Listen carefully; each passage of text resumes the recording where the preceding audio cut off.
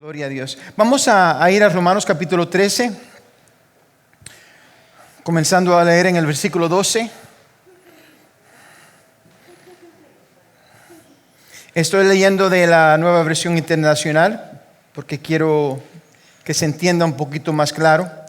El tema de hoy es ¿qué llevas puesto? ¿Qué llevas puesto? ¿Qué llevas puesto?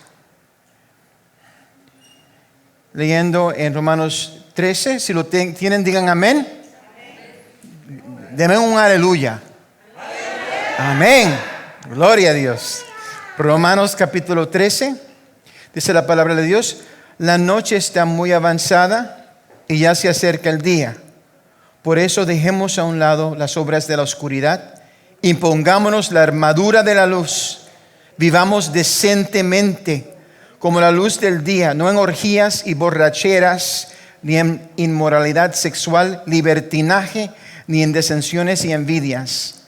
Más bien, aquí es importante, más bien revístanse ustedes del Señor Jesucristo. Revístanse en ustedes del Señor Jesucristo y no se preocupen por satisfacer los deseos de la naturaleza pecaminosa. Gloria a Dios. Oremos.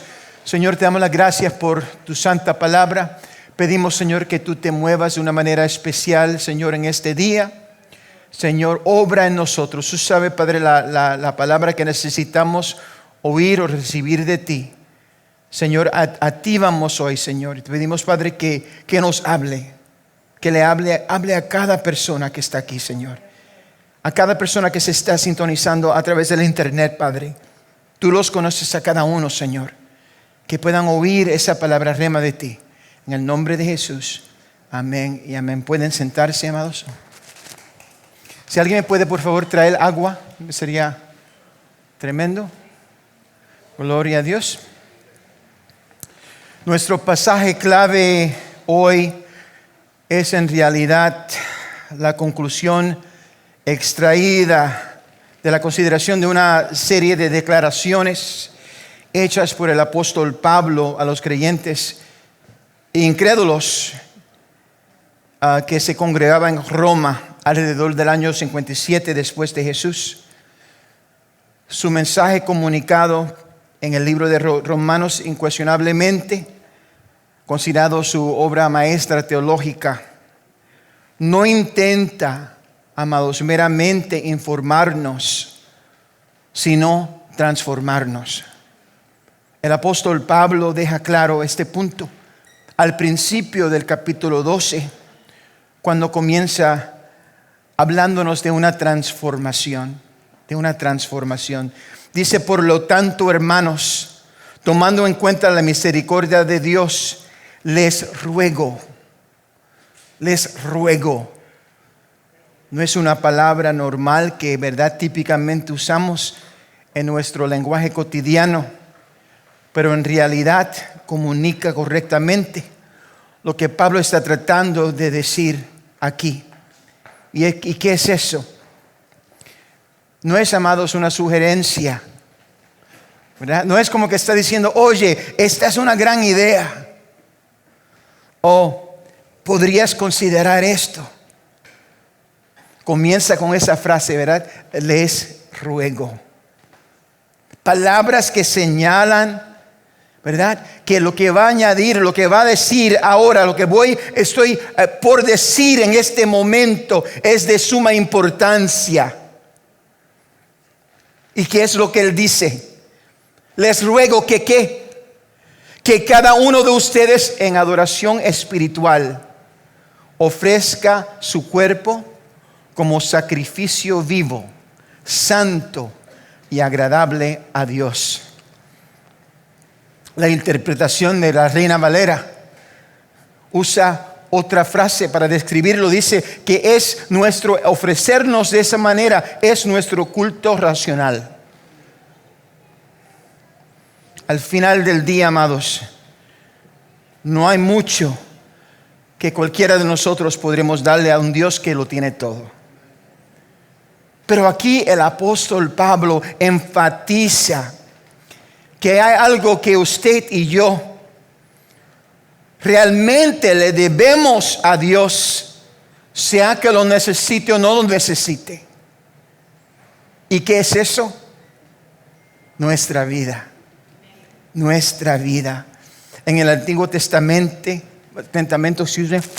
la gente tenía que traerle animales, ovejas, cabras, palomas, para ser ofrecidas como un sacrificio a Dios.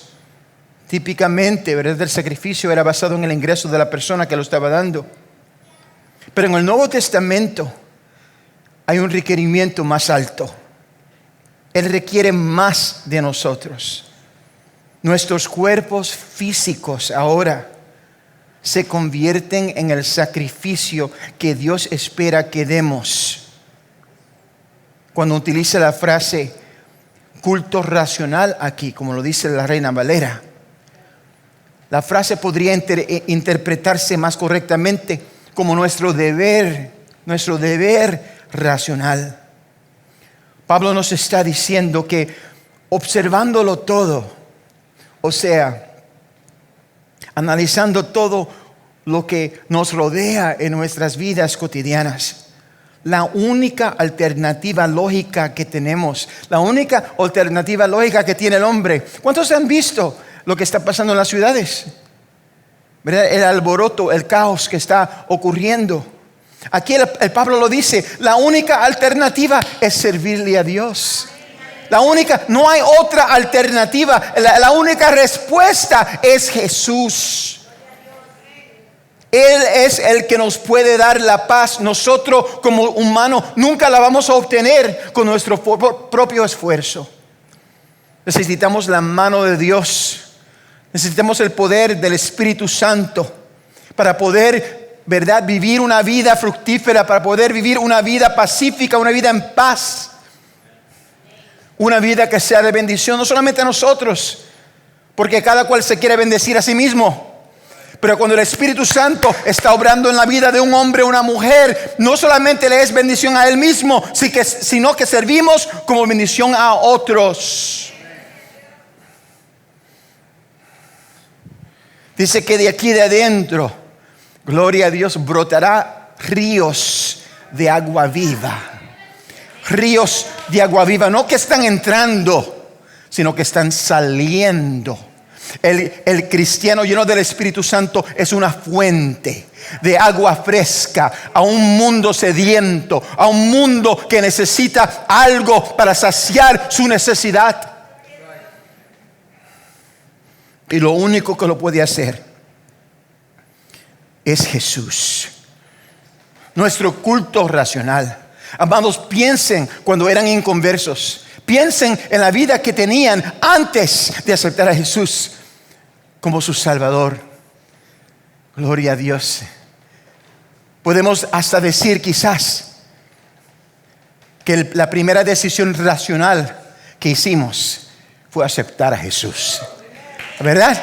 Estábamos viviendo vidas locas hasta que llegamos al punto a donde pudimos ver que no necesito a Jesús. Hay muchos por ahí que te critican porque dice que ese cristianismo es una dependencia psicológica para la gente débil. Amén. Yo lo confieso, soy débil, soy inútil, sin Cristo soy nada. Yo necesito a Jesús. No me abochorno del evangelio, porque es el poder de Dios para poder vivir y hacer lo que Él quiere para su gloria y para su honra. Entonces Pablo continúa calificando cómo es que debemos ofrecernos a Dios. Amados, solo podemos entregarnos a Dios una vez que nos hayamos tomado el tiempo para prepararnos adecuadamente para ese intercambio. Y Pablo nos dice que necesitamos dos cosas son requeridas. Número uno es la santidad del sacrificio. No nos podemos presentar como nosotros queremos. El sacrificio, la presentación tiene que ser santa. Esto se refiere a la exclusividad de lo que estamos dando, la exclusividad del regalo. Nos entregamos enteramente a Dios y a nadie más. El cristiano que está entregado a Dios y entregado a otra cosa, realmente no está entregado a Dios. Gloria a Dios. Y se entrega a Dios, Dios no lo va a recibir, que es el punto número 2. Número 1 es que tenemos que ser santos o separados para Dios. Número 2, ese sacrificio tiene que ser aceptable a Dios. No es para nosotros decidir lo que Dios va a aceptar. Para nosotros es darnos completamente, enteramente a Dios y a nadie más. Es interesante que en lo natural no aceptamos que nuestra esposa nos ame parcialmente. O nuestro esposo nos quiera, ¿verdad? Parcialmente. Siempre me odiaba cuando yo me criaba en el 1970 por ahí, cuando yo era juvenil. Cuando tenían una frase, y tenían una frase en inglés, "You're my number one". Yo decía que es estúpido. O sea, ¿is there a number two? O sea, al decir que tú eres mi número 1, implica que hay un número 2, un número 3 y un número 4. ¿Verdad? No, Dios no puede ser nuestro number 1. Dios tiene que ser el todo. El todo, tú eres mi todo. Yo me entrego a ti totalmente. Yo no me aguanto una partecita para el diablo.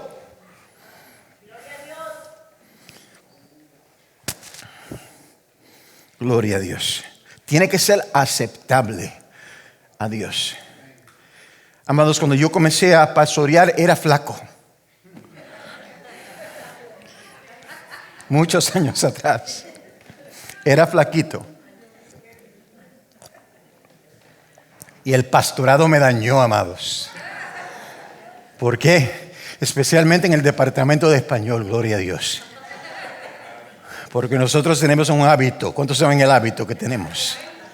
En cuanto a reunión, cuanto culto, cuanta cosa especial, amados, tenemos comida. Y comida del diablo, amado hermano. Comida sabrosa, pero que, ¿verdad? Nos reta, ¿verdad? A tratar de no comerla, ¿verdad? Pero de vez en cuando, uno de los problemas cuando uno es el pastor, es que la gente, cada cual trae su plato. Y para cada individual como que requieren que el pastor coma un poco de lo que ellos trajeron. Venían 40 platos, ¿verdad? Y cada persona, mira, comiste aquello. Y yo tenía que tener un plato que era una cosa, era una fórmula para el hospital. Un poquito de un montón de cosas ahí, ¿verdad? Y de vez en cuando, ¿verdad? Había una hermana, un hermano, y no nadie que está aquí sentado, gloria a Dios. Otros que no están presentes, que quizás vamos a decir, no tienen el don de cocinar. Lo ponemos así. Estoy tratando de decirlo de una manera, ¿verdad? Política. Bueno, que no, realmente el Señor no le ha dado ese don, pero piensan que tienen el don. Entonces uno ve, a veces ni se ve bien, uno ve, ¿qué me pusieron en este plato? Y uno tiene que por lo menos hacer aguaje. Coge bien y lo coge y lo prueba. Y lo terrible es que no solamente te van a pedir si lo probaste, ¿verdad? Pero te van a hacer esa segunda pregunta. ¿Te gustó? Amado, confieso esta mañana que el Señor me perdone. Porque no sé cuántas veces he pecado ante Dios.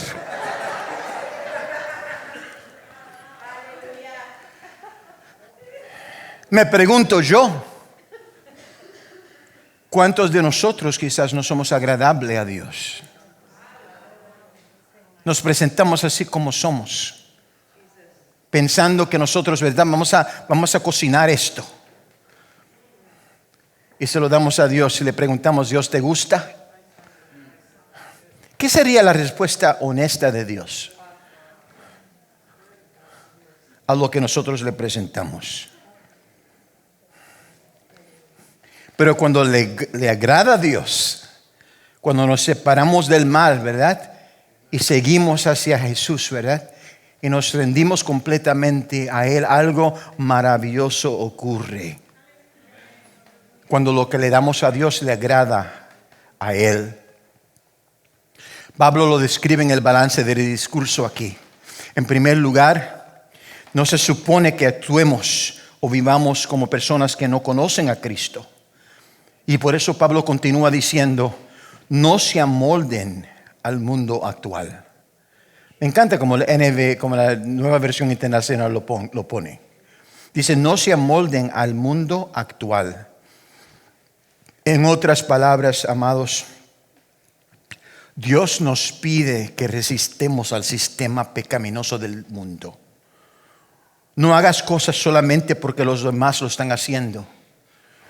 ¿Cuántos de nosotros se recuerdan que cuando eran juveniles, ¿verdad? Había ciertas modas o ciertas cosas que los otros muchachos estaban haciendo, ¿verdad? Y sin pedirle permiso a la mamá, ¿verdad? Vamos y compramos esa faldita o hacemos esto o lo otro y pensamos que nos vemos de cierta manera. Y vamos a salir de la casa y la mamá te coge antes que saliste de la puerta, ¿verdad? Y te pregunta, ¿cuándo te vas a vestir? Y tú dices, no, mami, pero por favor, es que todas están haciendo esto. ¿Cuál es la respuesta? No importa cuál sea su madre, la respuesta es igual, ¿verdad? Yo no soy la madre de ellos. Yo no soy el padre de ellos, yo soy el padre tuyo. No es que todo el mundo sea hijo de Dios, es una mentira, ¿verdad? Que el mundo dice. Que todo el mundo, todos somos hijos de Dios, no de acuerdo a la palabra de Dios. La palabra de Dios es clara con respecto a quién se puede llamar hijo de Dios. Dice, mas a todos los que le recibieron, a los que creen en su nombre, les dio potestad, es decir, la autoridad legal de poder llamarse hijos de Dios.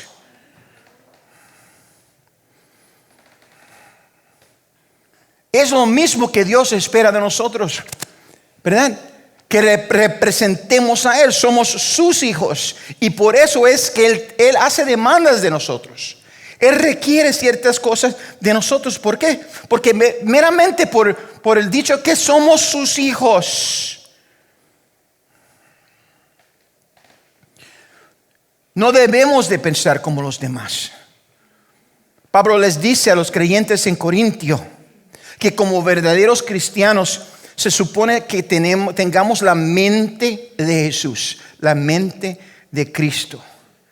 El uso de la palabra seguidor en la frase ser seguidor de Dios implica que hemos abandonado lo que podríamos pensar acerca de algo en favor de lo que piensa Jesús al respecto.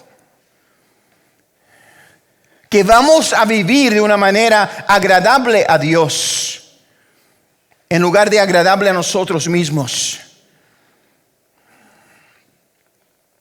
Y cuando hacemos esto, el Espíritu Santo nos cambia en un nivel fundamental. Pablo nos dice en Romanos 12:2, no se amolden al mundo actual, o sea, en cómo nos comportamos en nuestra vida cotidiana, sino sean transformados mediante la renovación de su mente. Así podrán comprobar cuál es la voluntad de Dios, buena, agradable y perfecta. La palabra que el apóstol Pablo usa aquí para transformación implica un cambio al nivel de nuestro ADN, DNA. Pablo nos dice que a medida que Dios cambia radicalmente la forma que pensamos, nuestras vidas experimentarán un metamorfosis. Es la palabra que se usa en griego. La palabra transformación ahí es la palabra metamorfosis. Similar a lo que sucede cuando una oruga se convierte en una mariposa. Amados, no podemos mirar una mariposa e imaginarnos de qué vino. O sea, la visión de la arruga no viene a nuestra mente cuando vemos a una hermosa mariposa. Y es lo mismo que pasa cuando un ser humano es transformado por el poder de Dios. No importa cuán feo éramos entonces, aunque nos pensábamos, ¿verdad?, bellas o bellos, ¿verdad? Pero Dios nos cambia a un nivel básico, a un nivel fundamental. Dice la palabra de Dios, de modo que si alguno está en Cristo, nueva criatura es. Las cosas viejas han pasado, y aquí todas. Mira a su vecino y dígale todas.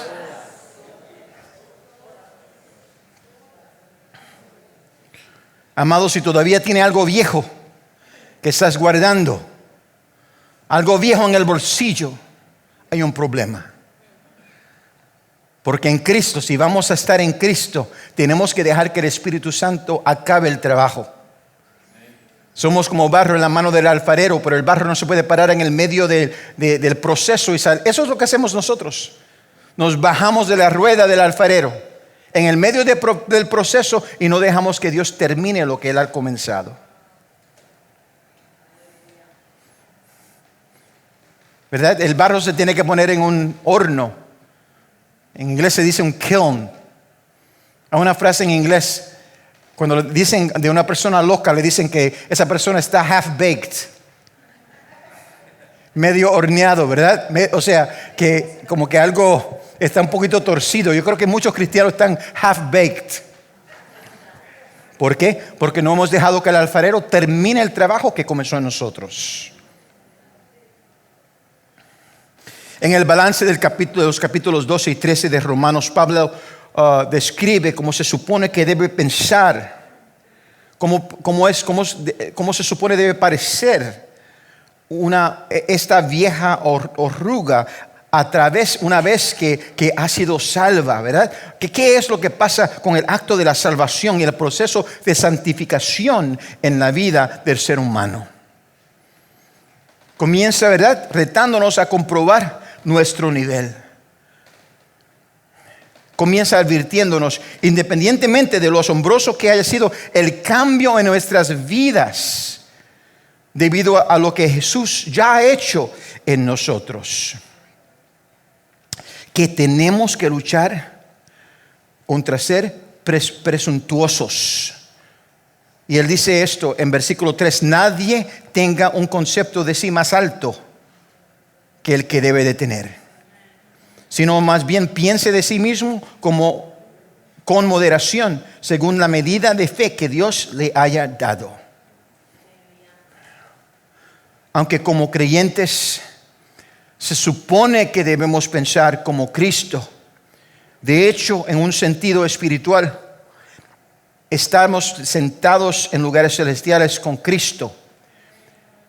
Por eso se supone, amados, que no debemos estar flotando como si fuéramos mejores que otras personas. No importa lo que Dios ha hecho.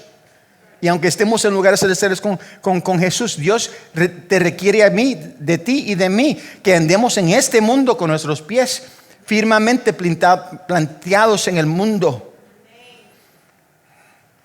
Así no trabaja el mundo.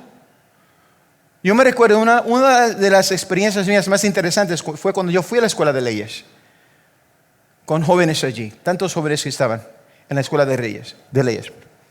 Una cosa que noté es que por más educación que tenían, eran una trulla de maleducados. ¿Y por qué digo eso?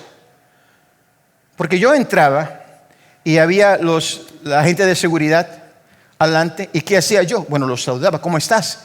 Le preguntaba su nombre. ¿Cómo te llamas? Oh, Arturo. Oh, ¿cómo estás? Sonia. Interesantemente todos eran hispanos. Y yo dije, bueno conocerlos, y los que limpiaban también los conocía a todos. Una vez se me quedó la computadora en un cuarto. Y uno de los que limpian el cuarto reconoció yo no sé cómo él reconoció que era mí, o sea, el bulto lo reconoció. Y me buscó y dijo, Mario, te dejaste tu computadora. Pero los otros estudiantes ni miraban a la gente. Ni saludaban a ningún, o sea, amados, cómo nos comportamos en este mundo importa. ¿Por qué? Porque somos embajadores de un rey. Gloria a Dios. Dios espera que tú y yo caminemos con los pies firmemente plantados en el suelo, sabiendo que cada uno de nosotros en cualquier momento es totalmente capaz de caer, incluso en pecado, aunque pensemos que no es posible. Pablo nos advierte en la primera carta a los Corintios, dice: así que el que piensa estar firme, mire, el que piensa estar firme, no al impío, no al que piensa que está débil. Está hablando la gente que se creen que son poderosos, que se creen que ya yo he vencido la tentación.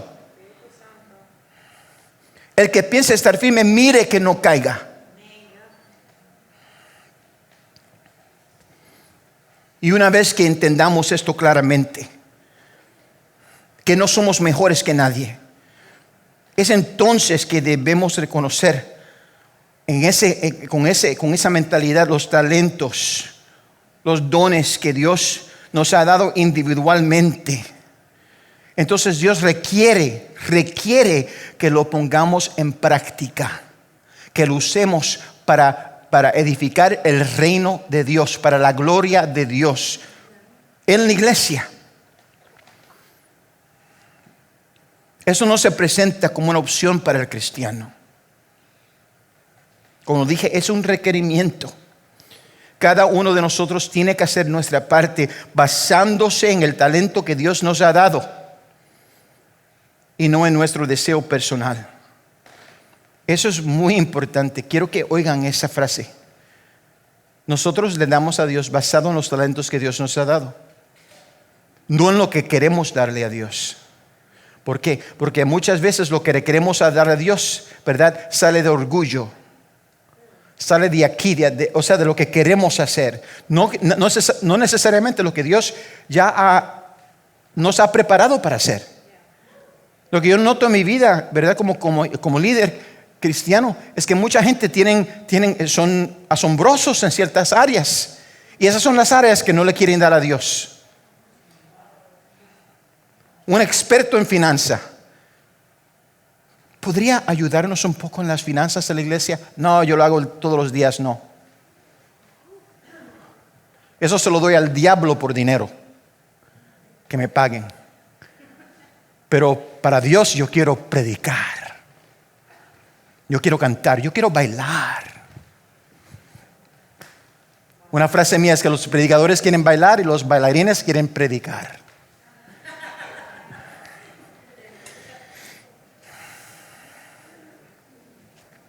He notado a través de los años que a menudo despreciamos nuestros dones naturales, ¿verdad?, debido a nuestro orgullo. Necesitamos usar esos dones para la gloria de Dios, y luego Dios, conociendo los deseos de tu corazón, eventualmente o te abrirá la puerta para que hagas lo que quieres hacer, o cambiará tu corazón para que puedas amar lo que ya estás haciendo maravillosamente para construir el reino de Dios.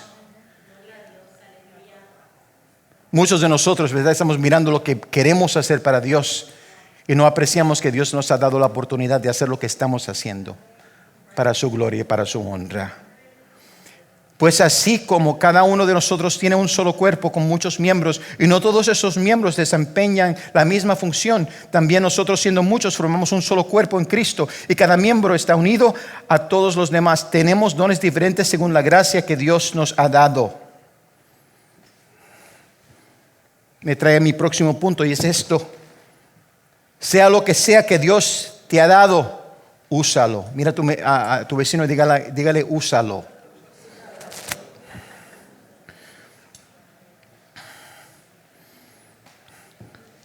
Pablo desglosa entonces algunos de los dones que se utilizarán en la iglesia, que quiero presentarle de una manera más práctica esta mañana. Siguiendo aquí en el capítulo 12, dice, si él, hablando de los dones, si el de profecía, úsese conforme a la medida de la fe. Son las palabras del apóstol Pablo. Amados, los profetas nunca fueron populares y generalmente no les agradaban a la gente a la que le dirigen la profecía, ¿verdad?, en la Biblia. A veces como creyentes necesitamos desafiar a otros declarando la verdad de Dios y demandando cambio en la vida de otra persona. ¿Por qué? Porque Dios nos ha dicho que lo diga, aunque le sea incómodo a otra persona, les guste o no. La iglesia se supone que debe de ser una voz, una bocina de audio, vamos a decir, a este mundo perdido, a esta generación. Pero nos hemos convertido en una grabadora de video. La iglesia lo que hace es que coge el video del mundo, entonces lo repite en la iglesia, lo toca, lo pone, ¿verdad?, a través de sí mismo, ¿verdad? Nos vemos como el mundo. Estamos llamados a salir de entre ellos y no hacer una versión mejor, quizás más refinada de ellos. Segundo dice, o si de servicio, en servir. Servir a los demás, servir a nuestro prójimo, no es una opción para el cristiano. Debido a la naturaleza caída del hombre pecaminosa que siempre busca lo mejor para sí mismo, para el número uno, a la expensa de todos los demás. Por eso, es por eso que ¿cuántos han oído mencionar el socialismo? Alexandra Ocasio-Cortez, ¿verdad? Esa pobre muchachita. Yo tengo un deseo en mi vida, que la manden a Cuba y la llevan por donde quiera para demostrarle lo que hace el socialismo. No dejen que el diablo le mienta. Porque hay alguien que dice por ahí, no, pastor, no confunda el comunismo con el socialismo. ¿Cuántos han oído esas palabras? ¿Creen ustedes que en alguno de los países, en nuestros países latinos, que comenzaron diciendo esto es comunista? No, siempre lo presentan, siempre se ha presentado como socialismo.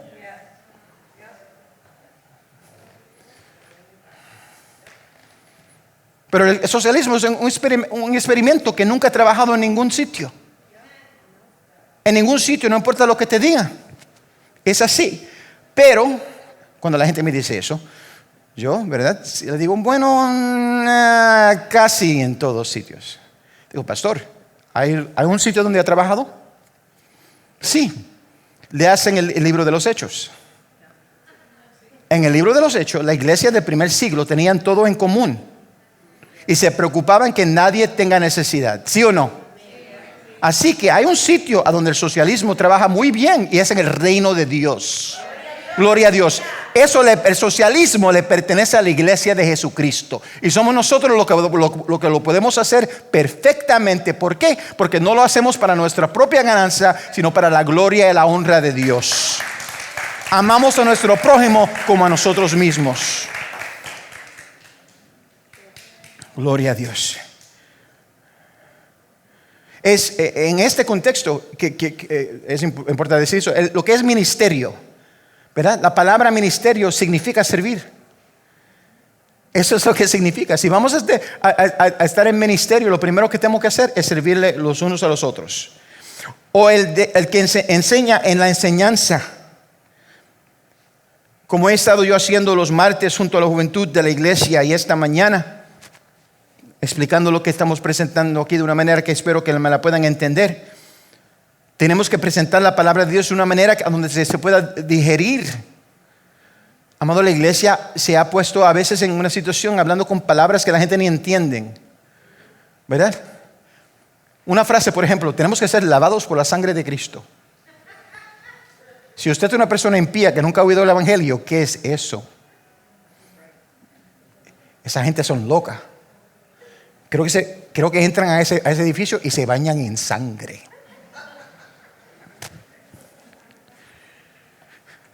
Amados, y hasta la gente en la iglesia, amado, porque esté en la iglesia, porque tenga un garaje no significa que eres un carro. Porque venir a la iglesia no quiere decir que eres cristianos. Hay veces que hablamos de Abraham y la gente no sabe de quién estoy. Oh, Abraham, yo creo que era un vecino mío. Abraham, que vivía bajo el piso, o sea, abajo de Jesús. Tenía un amigo mío que se llamaba Jesús de Jesús. Qué interesante. Gloria a Dios. Gloria a Dios. Pero amados, tenemos que enseñar. Tenemos que reconocer que mucha gente no sabe lo más básico. Tenemos que usar una procesora de comida llamada el Espíritu Santo. Porque no pueden masticar la carne porque son muy jovencitos. Quizás recién convertidos. Y tenemos que pasarlo por la máquina y dárselo de una manera que lo puedan digerir. Gloria a Dios. El que exhorta en la exhortación. Es interesante, la gente pagan millones de dólares a oradores motivacionales. Gloria a Dios. Como Tony Robbins y a otra gente. Para ayudarle a salir de las ruinas en las que caen en la vida. Amado, ese es el trabajo de la iglesia. Y eso es lo que Dios espera de ti y de mí, no importa cuán joven sea o cuán mal equipado se sienta a sí mismo. Para alentar, fortalecer y inspirar a otros a ser mejor. Nosotros, ¿quién mejor que nosotros que hemos sido elevados del fango donde estábamos por el poder de Dios? A decirle a otra persona, no te tienes que quedar en ese hoyo, sino que Dios, con la ayuda de Dios, puede levantarte de ahí y prosperar y tener gozo y tener paz en tu familia y en tu vida a través de Jesús. Yo me recuerdo un profesor mío de leyes me dijo, estaba hablando a la clase antes de graduarnos, nos dijo, mira, cuando alguien te pida, entra a tu oficina. Muchos de ustedes no van a poder tener trabajo con compañías de ley, con otros abogados. Van a tener que bregar en la calle ustedes mismos. Y si te dicen, mira, tú puedes hacer este tipo de ley. Él nos dijo, todos repitan, sí. Juntos, todos repitan, digan sí. Sí. Amados, todos lo pueden en Cristo que los fortalece. Él dijo, mira, si el gobierno de Nueva York, en ese entonces yo te da una licencia que aprueba de tu práctica de la ley, el problema no es el problema no es la ley, no es el Estado, el problema eres tú, que tú te tienes que convencer a ti mismo que yo puedo hacer esto. Es igual en las cosas de Dios. Amado, no somos perfectos, pero somos redimidos. No somos santos, pero somos lavados por la sangre de Cristo que nos santifica. Y por eso podemos hacer, ¿verdad?, el modelo de exhortación a la gente que está alrededor de nosotros. El que reparte con libertad, generosamente comparta lo que Dios te ha dado: talento, dinero, sabiduría, lo que sea. Regálalo a otro y Dios te lo multiplicará al 100%. Gloria a Dios. El que preside con solicitud. Si Dios ha creído tanto en ti como para ponerte en cargo de su rebaño, no seas un holgazán. No puedes ser un líder un día y no en otro. Una de las calidades más importantes del liderazgo es la coherencia. Las personas generalmente carecen de consistencia en sus propias vidas y necesitan ejemplos de consistencia. Esos ejemplos tienen que ser nosotros. Si somos inconsistentes, entonces vamos a crear un pueblo que es inconsistente. Así que es importante el que hace misericordia con alegría. Amados, tenemos que ser empáticos al mostrar nuestra compasión. La palabra compasión viene del latín compati, que significa sufrir con otro. Hay muchos como cristianos que vemos a la gente como que nos da pena. Eso no es lo que Dios requiere de un cristiano. sino cuando alguien está llorando, tenemos que llorar con él. Cuando algo está pasando por algo fuerte, tenemos que sentir lo que le está pasando. Amado, como pastor, para mí es difícil. Hay otros pastores que no le importa. Hay pastores realmente que si tú los llamas después de las 5, no te van a contestar el teléfono. ¿Verdad? Pero así no me crié yo. Gracias a Dios. ¿Por qué? Porque yo sé que cuando yo le di mi vida a Dios, la di entera a Dios. Y cuando la gente sufre, a mí me afecta. Gloria a Dios. Nos tiene que afectar a nosotros también. Aleluya. Dios nos dio nueva vida, ahora tenemos que vivirla. Sigue el apóstol Pablo: el amor debe ser sincero, aborrezcan el mal, aférrense al bien, ámense los unos a los otros con amor fraternal, respetándose y honrándose mutuamente. Nunca dejen de ser diligentes, antes bien sirvan al Señor con el fervor que da el Espíritu.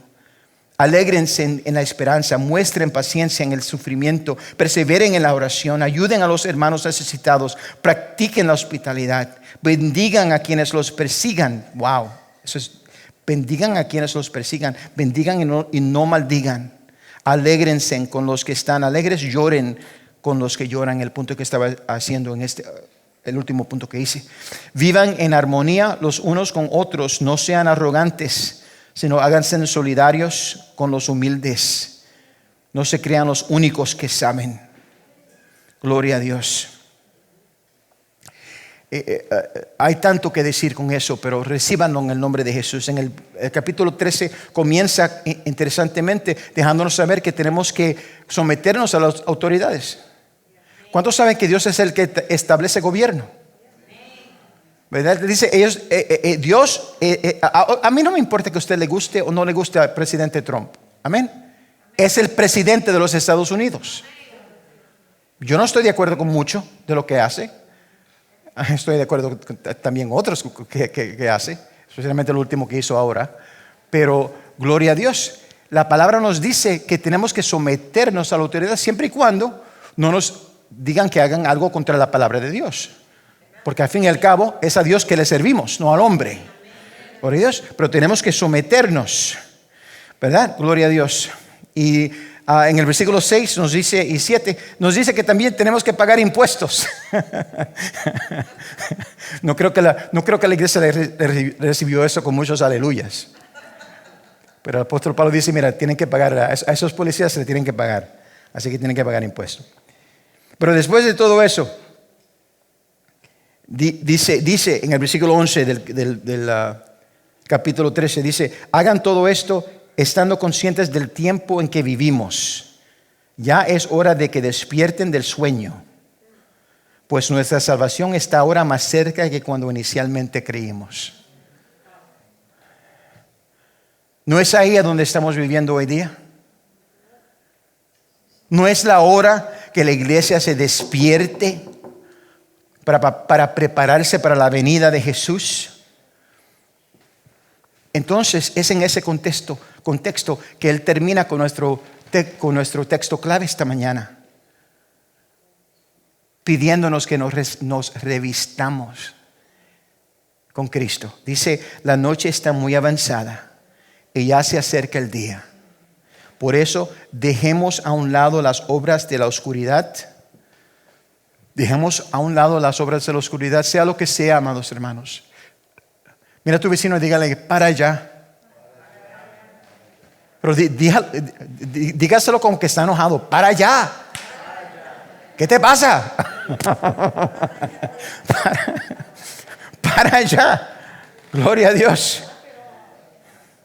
Dice: y pongámonos la armadura de la luz. La armadura de la luz. Vivamos decentemente como a la luz del día, no en orgías, ni borracheras, ni en moralidad sexual, ni libertinaje, ni en disensiones y envidias. Más bien, y aquí terminamos, revístanse ustedes del Señor Jesucristo y no se preocupen por satisfacer los deseos de la carne, de la naturaleza pecaminosa. ¿Qué tienes puesto esta mañana? ¿Con qué es que estamos vestidos hoy? No quiero hablar, eso no es una prédica legalista, es una prédica sincera. Estamos estudiando la palabra de Dios. No sé si notaron, pero fuimos punto por punto a través de la palabra de Dios. ¿Por qué? Porque esa palabra es lo que nos va a cambiar a nosotros. No las opiniones de hombres, sino la palabra de Dios. ¿Y qué nos dice la palabra de Dios? Tenemos que vestirnos bien, espiritualmente, moralmente. ¿Verdad? ¿Por qué? Porque nos presentamos. Mira, la gente dice, pero Dios ve mi corazón. Pero ¿qué fue lo que el profeta Samuel le dijo? Que Dios le dijo al profeta Samuel, perdón. Le dijo, los hombres miran lo que está afuera, pero yo miro el corazón. Y para nosotros siempre nos enfatizamos el segundo punto. Bueno, Dios mira mi corazón. Pero ¿qué dijo? ¿Qué fue lo que Jesús nos dijo? Ir por todo el mundo y predicar la palabra a toda criatura. ¿Verdad? Tenemos que ser embajadores de Jesús a este mundo perdido, luz en oscuridad. Y esa gente que está afuera no son Jesús. Y ellos miran lo que está afuera. Y cuando te miran a ti, ¿cómo te comportas en tu trabajo? Es más, vamos a ver un poquito más personal. ¿Cómo te comportas en tu propia casa? Ante tus hijos. Tenemos que revestirnos de Jesús. Para que todo el mundo que te vea a ti y a mí no vea esto feo. Gloria a Dios, pero que vea a Cristo en mí. Y que eso le impacte. Que eso le traiga a su corazón, ¿verdad? Que lo pique, como dice mi papá. A decir, algo me falta. Algo me falta. Y ese Mario, aunque es loco, lo tiene. Y yo quiero lo que él tiene. Yo quiero lo que ella tiene. Dame un poquito de eso. Vamos a hacerlo en el nombre de Jesús. Todos los rostros inclinados.